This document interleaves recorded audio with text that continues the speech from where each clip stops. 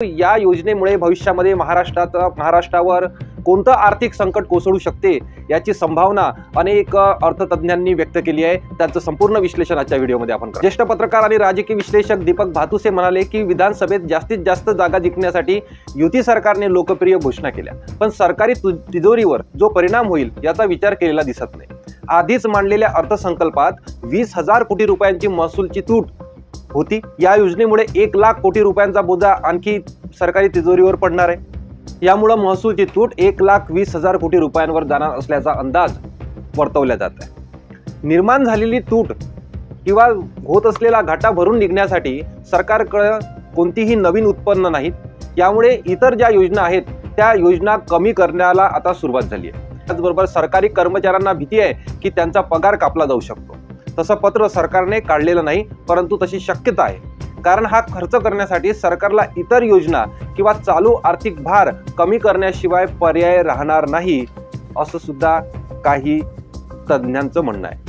वेगवेगळ्या योजनांसाठी एकूण 85,000 कोटी रुपये खर्च होतो आणि अंदाजपत्रात आपलं एकूण उत्पन्न 5-5.25 लाख कोटी रुपये आहे। याचा अर्थ 15-20% उत्पन्न या योजनांमध्ये चाललंय। हे तर परवडण्यासारखं नाही। खरं तर यातून विकासाची खूप कामं होऊ शकली असती। देशातील सर्व IIT, IIM, केंद्रीय विद्यापीठ या सगळ्यांचं वर्षाचं बजेट 42,000 कोटी रुपये आहे। आता राज्य सरकारची वित्तीय तूट 5.5% पोहोचली आहे आणि त्यांच्याकडे आता पैसा नाही। त्यामुळे या स्कीम परवडण्यासारख्या नाही, म्हणून इतर योजनांना कमी करण्याशिवाय आता दुसरा पर्याय राहिला नाही, अशाच पद्धतीनं अनेक तज्ञांनी आपलं मत व्यक्त केलं। अर्थशास्त्राचे एक आधारभूत तत्व आहे, संसाधन मर्यादित असतात, ती एका ठिकाणी वापरली तर दुसऱ्या ठिकाणी वापरल्या जाऊ शकत नाही, म्हणून त्याला अपॉर्च्युनिटी कॉस्ट असते। तर राज्य म्हणून हा सगळा अपॉर्च्युनिटी कॉस्ट आपण देतोय। हे जर असंच चालू राहिलं तर दीर्घकाळ विकासावर याचा वाईट परिणाम होईल। ग्रामीण महाराष्ट्रात महिलांची परिस्थिती खूप वाईट आहे। भारतात महिलांची सरासरी मजुरी रक्कम पाहिली तर महाराष्ट्रात ती सर्वात कमी आहे। महाराष्ट्रात महिलांचा सरासरी महिन्याला पगार हा 8,900 रुपये आहे। त्यामुळे महिलांची आर्थिक परिस्थिती वाईट आहे। यामुळे महिलांचा पगार वाढेल, रोजगार वाढेल, त्यांना चांगल्या संधी उपलब्ध होईल, उच्च शिक्षण होईल, यावर अधिक काम करायला हवं होतं। पण आता काय करतोय तर अर्थव्यवस्थेला एक व्हेंटिलेटर लावलंय। लोक यात खुश होतात, राजकारणी सुद्धा यात खुश होतात। मग हे राज्य असं सातत्याने व्हेंटिलेटरवर सुरू राहिलं, शिक्षण, आरोग्य, शेती यावर खर्च करता येणार नाही। दरम्यान नुकत्याच सादर झालेल्या राज्याच्या अर्थसंकल्पात खर्चाची तरतूद करताना सरकारची झालेली तारेवरची कसरत आपल्याला दिसून येते। आणि PRS लेजिस्लेटिव्ह रिसर्च या संस्थेनं या अर्थसंकल्पाच्या केलेल्या विश्लेषणात हे दिसतं की कृषी क्षेत्रापासून शहरी विकासापर्यंत अनेक बाबीच्या खर्चाला गेल्या वर्षीच्या तुलनेत आता कात्री लावलेली आहे। या विश्लेषणानुसार शिक्षण, क्रीडा, कला यासाठी आर्थिक तरतूद केवळ 2% वाढवण्यात आली आहे, तर कृषी क्षेत्र आणि त्यांच्याशी संलग्न उद्योगांसाठीच्या तरतुदीत 15% कात्री लावण्यात आली आहे, म्हणजे 15% तरतूद कमी करण्यात आली आहे। गेल्या वर्षी कृषी क्षेत्रावर 42,000 कोटी रुपये खर्च झाले, मात्र यावर्षी ती तरतूद 35,859 कोटी रुपयांपर्यंत खाली आणण्यात आली आहे। आरोग्य आणि कुटुंब कल्याणासाठीच्या तरतुदीमध्ये 9% घट करण्यात आली आहे। गेल्या वर्षी 30,630 कोटी बजेट होतं, ते आता 27,748 कोटी पर्यंत राहिलं। शहरी विकासाच्या खर्चाला तर 27% कात्री लावली आहे। 31,802 कोटीवरून ही तरतूद आता 22,759 कोटीवर आणण्यात आली आहे। दुसरीकडे ग्रामविकास, सामाजिक न्याय या विभागांच्या तरतुदीमध्ये गेल्या वर्षीच्या तुलनेत अनुक्रमे 6 आणि 7% घट करण्यात आली। राज्य सरकारने या विविध योजना जाहीर केल्यानंतर या योजनांसाठी येणाऱ्या अतिरिक्त खर्चाबाबत अनेकदा आपली भूमिका स्पष्ट केली आहे। तसंच या सर्व योजना सरकारने आर्थिक नियोजन करून केलेल्या आहेत, अशी प्रतिक्रिया राज्य सरकारने दिली आहे। या योजनांमुळे राज्याचं आर्थिक गणित बिघडेल या सर्व अफवा आहे, हा विरोधकांचा प्रचार आहे।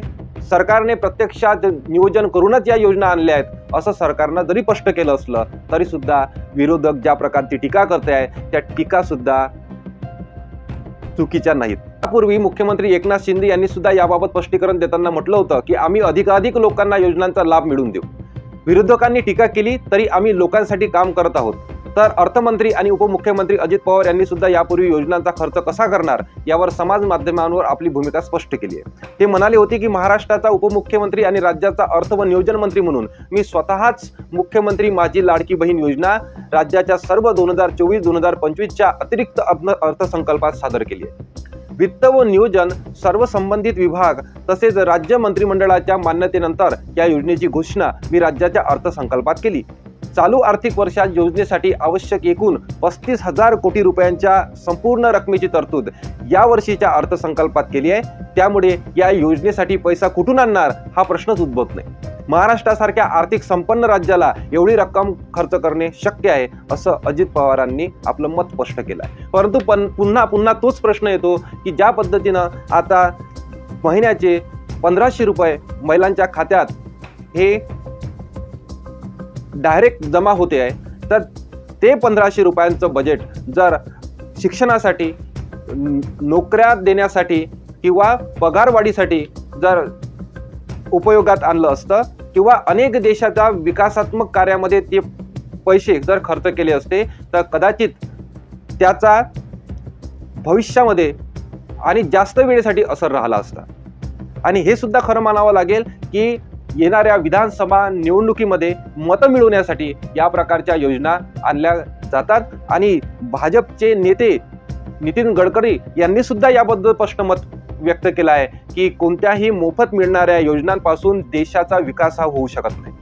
त्याचबरोबर जेव्हा दिल्लीमध्ये अरविंद केजरीवाल यांनी सुद्धा मोफत वीज या प्रकारची योजना अस्तित्वात आणली होती, तेव्हा सुद्धा भाजपच्याच नेत्यांनी अशा मोफत मिळणाऱ्या योजनांचा विरोध केला होता. आता महाराष्ट्रात भाजपच या प्रकारच्या योजना घेऊन येते आहे, त्या कारणानं या प्रकारची भूमिका आता लोकांना समजत नाहीये.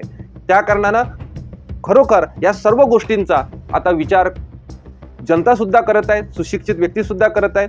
परंतु याचा आता येणाऱ्या विधानसभेवर काय परिणाम होणार आहे, लोक कोणाकडे जाणार आहे याची सर्वांना उत्सुकता लागली आहे. आणि विद्यार्थी मित्रांनो, या प्रकारच्या योजनेचं संपूर्ण विश्लेषण, अर्थ तज्ञांचं मत आणि विशेष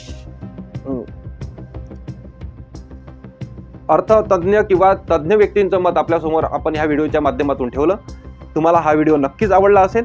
या व्हिडिओ संदर्भात तुमच्या काही मनात शंका किंवा प्रतिक्रिया असतील तर कॉमेंट्स बॉक्सवर नक्की शेअर करा, जेणेकरून आम्हाला सुद्धा या प्रकारे तुमचं मत कळण्यास मदत होईल.